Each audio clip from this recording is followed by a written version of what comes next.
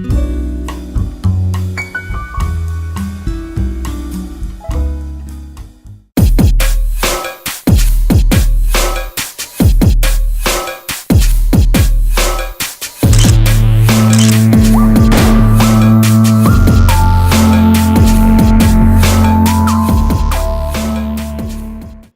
yo, Mark here for Mark's Max Muscle, and with today's episode brings plenty of controversy, as we will be discussing the top Mr. Olympia competitions, where there was either some or all kinds of controversy. Bodybuilding is a judged contest, so the window of opportunity for some controversial decisions is wide open. There's a lot of material here to cover, so I actually decided to break this up into 4 parts. In Mark's Max Muscle fashion, I will begin with the oldest, leading up to the latest Mr. Olympia. Now, right from the start, it's fair to mention, I will have little or no opinion on some of the older events, as the clarity of the pictures just isn't the best, so really you can't see the conditioning of the men. Having said that, let's begin, and on to the 1970 Mr. Olympia. Now, right away, it's plain to see that you really can't see much from this comparison, except basically that the men are doing the same pose. I mean, you can see lines and contours, which Sergio, obviously, in my opinion, has better lines. Look at the small little waist. But really, you can't see conditioning, and when it comes to bodybuilding, conditioning is really the main part. Here's another most muscular pose here. Really, Arnold's not facing the camera, so it's not fair to say. But, of course, in my opinion, Sergio looks better from this angle. Here's a little bit more clear of a picture. Arnold, there we go, the double bicep. Well, both men appear to be in similar condition. Arnold's legs perhaps a little more on the lean side, the cut up side, I believe. But of course, Sergio has them lines. Look at the waist.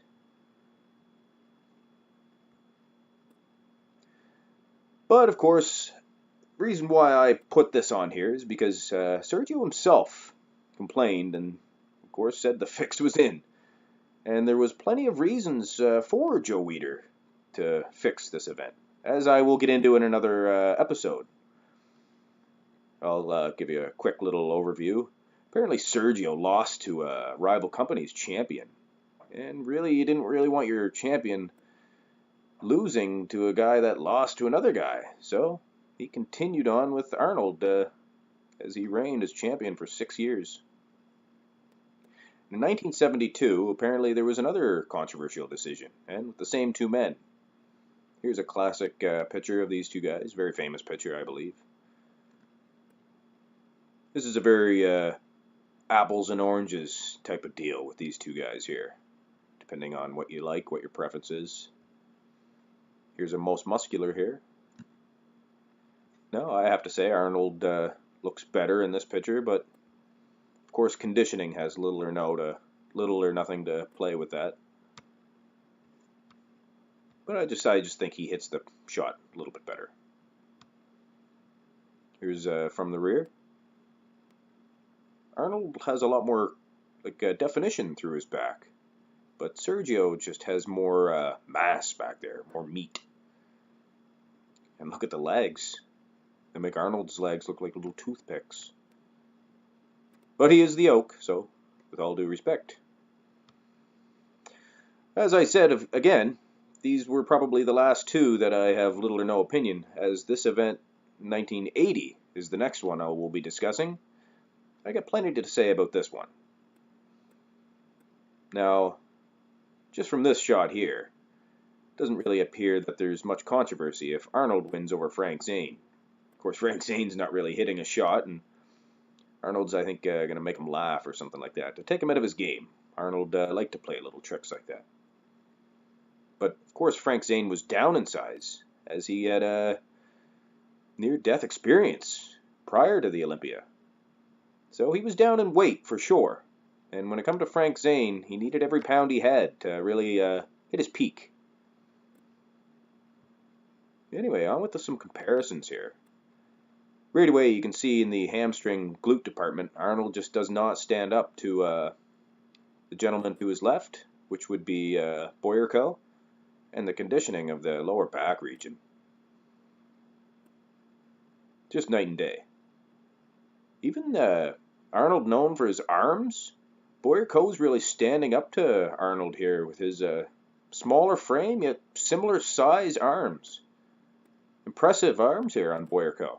I'm surprised. You see Roy Callender off in the distance there. He's another rank contender, could have won this event. Here's a front-on comparison. We got Mike Menzer here at the end there. And not Roy Callender, sorry. That's Roger Walker, Australian bodybuilder. And look at the lag development of Arnold. It's very slender, which doesn't bode well for the judging, or shouldn't have anyway. Not much in the ab department either. You can see the conditioning more in these pictures, as Mike Menzer just takes it for sure all the way. Yeah, not much can be seen in this picture as it's a different angle. Of course, Arnold looks very presentful here. From the front, the upper body, Arnold was, some say perhaps the winner, but I don't know. It's hard to say. Dennis Tinerino there at the other end. Abs look quite well, actually. Frank Zane did look good, but when you're down in weight, like I said, he needed every pound he needed, or he had. See Mike Menzer there, looks pretty good. Here's a fair comparison. A classic Arnold pose. And Mike Menzer actually doing the pose. I wouldn't say better than Arnold. A little bit different. But Menzer's legs in comparison with Arnold's. And he's a smaller guy, you gotta think. So really he's just outdoing Arnold here in the leg department. Particularly the calves, which is just incredible considering the size of the Oak's calves. He's always known for his big calves. Now, from the rear, you don't even really have to be or have much bodybuilding knowledge to see that it's night and day when it comes to conditioning. Here we get Mike Menzer, the smaller man at the end. You can see details. Looks like a road map back there. And on Arnold's case, just looks, well, soft and unconditioned. Even in the hamstring and glute department. I mean, the calves are decent. Of course, he is the Oak. He always had big calves. But really, in a bodybuilding, this is a bodybuilding competition. Even the arms of Mike Menzer look much larger than Arnold's. But right away, it's a fair comparison between other men, but Arnold just doesn't really compare with them conditioning-wise. So it was just really unfair altogether to pick Arnold as the champion that year. Here we go, ab and thigh, same story. Arnold has no legs. Look at Menzer, looks fantastic. Just blowing Arnold out of the water here. But, and the smoke cleared, Arnold raised the Sandow. And of course he took home, I believe, $25,000 check that year. But history is history.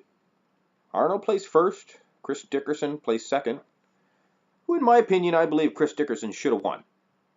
I watched this event on YouTube, as you can find it on there. You can find a lot of the older events on there. But from what you can see, it's obvious the conditioning just was night and day between Dickerson and Arnold. Frank Zane took third. Boyerko took fourth. I believe Frank Zane should have taken a little bit lower of a place here, but history is history. And Mike Menzer placed a disappointing fifth. Fifth place.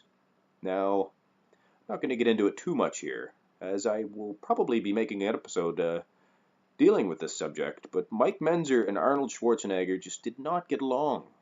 There was talk of an attack backstage at the Olympia, whereas I believe Mike Menzer attacked Arnold. Apparently Arnold looked at Mike and he told him,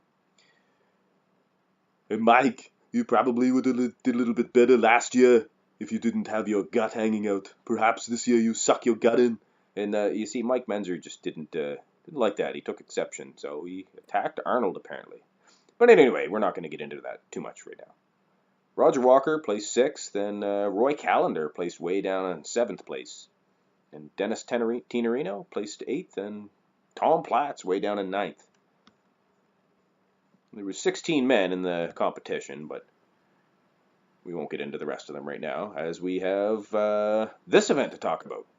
1981. It happened again.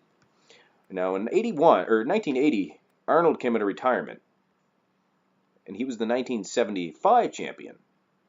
And now, in 1981, the 1976 champion come out of retirement.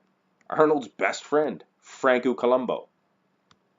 Now, of course, Arnold having major ties with the judging of these events just creates so much controversy. And now Arnold's best friend does the same thing the very next year. Not good for the IFBB.